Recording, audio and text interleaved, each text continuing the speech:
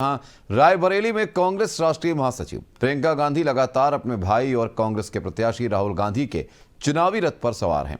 राहुल गांधी के चुनावी प्रचार को लेकर प्रियंका गांधी लगातार नुक्कड़ सभाओं को संबोधित कर रही हैं।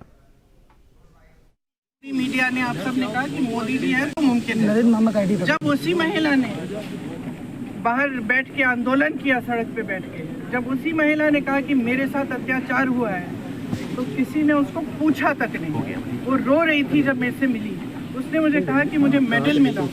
मैंने सोचा था कि अगर मैं बैठूंगी तो कम से कम मेरी सुनवाई होगी, कोई तो सुनेगा, लेकिन सरकार में किसी ने नहीं सुना। और आज ये परिस्थिति है कि उनके बेटे को टिकट मिल गया है चुनाव में, तो ये स्पष्ट हो गया है कि महिलाओं के अत्याचार की बात, महिलाओं के आरक्षण की बात, ये सब चीजें जो जब ये लोग कहते हैं कि हम खड़े महिलाओं के लिए या हम आरक्षण दिलवा रहे हैं, तो ये सब चुनावी, उनके लिए चुनावी। आप जब परिवार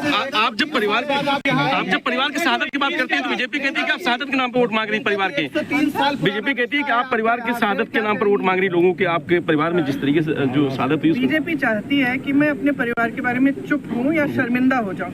क्यों शर्मिंदा होंगी मैं अपने परिवार के बारे में? गर्व है मुझे अपने परिवार पे, गर्व है मुझे इंदिरा जी पे, जिन्होंने इस देश के लिए इतना कुछ किया, जिन्होंने पाकिस्तान को तोड़कर बांग्लादेश बनाया।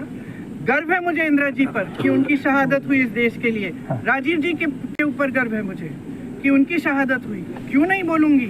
मैं क्या चुप रहूं और इनको गालियां देने दूं? और ये सुबह से शाम तक सिर्फ ये कहते हैं कि इंदिरा जी जैसी शहीद, राजीव जी जैसे शहीद देशद्रोही थे। मैं चुप रहूं? कैसे चुप रहूंगी? मेरी दादी थी, मेरे पिताजी थे, क्यों चुप रहूं?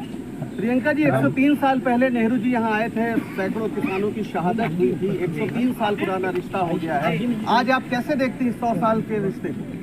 देखिए, मैं बार बार ये अपने भाषणों में भी कहती हूँ कि बाहर से ऐसे लगता है, और आप लोग खूब इस बात को कहते हैं कि ये परिवारवाद है और गांधी परिवार है तो यहाँ पे कोई भी वोट दे देगा गांधी परिवार के नाम। आपने अभी कहा शहादत के नाम। मेरा तो इसका एकदम विपरीत मेरी सोच है।